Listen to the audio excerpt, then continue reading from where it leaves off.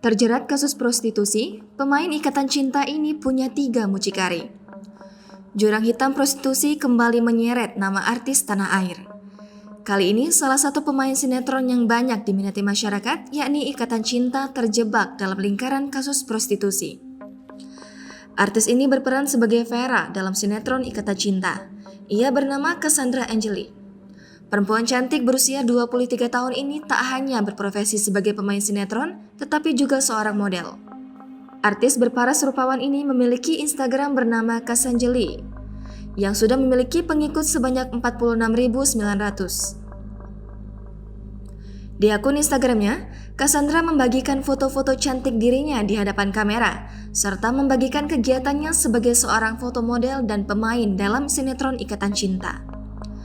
Sedari kecil, Cassandra memang sudah cantik. Hal ini terlihat dari salah satu postingannya. Ia membagikan potret kecil dirinya saat memakai seragam sekolah merah putih dengan gaya rambut dikuncir kuda dan berponi. Rabu 29 Desember 2021, Cassandra Angeli ditangkap oleh pihak kepolisian Polda Metro Jaya di salah satu hotel di kawasan Kebon Kacang, Tanah Abang, Jakarta Pusat pada pukul 21.30 waktu Indonesia Barat. Polda Metro Jaya mengarahkan polisi wanita untuk menggerebek salah satu kamar yang diduga tempat Cassandra menjalani prostitusi. Saat ditemukan, Cassandra tidak menggunakan pakaian sehelai pun di dalam kamar. Tak tanggung-tanggung, Cassandra memiliki 3 orang pria sebagai mucikarinya yang bertugas mencari pria hidung belang berkantong tebal untuk berkencan dengannya.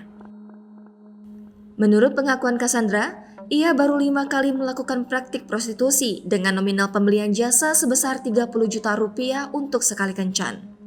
Cassandra mengaku bahwa sedang terdesak untuk kebutuhan hidup sehingga memutuskan melakukan praktik prostitusi. Atas kasus yang menjeratnya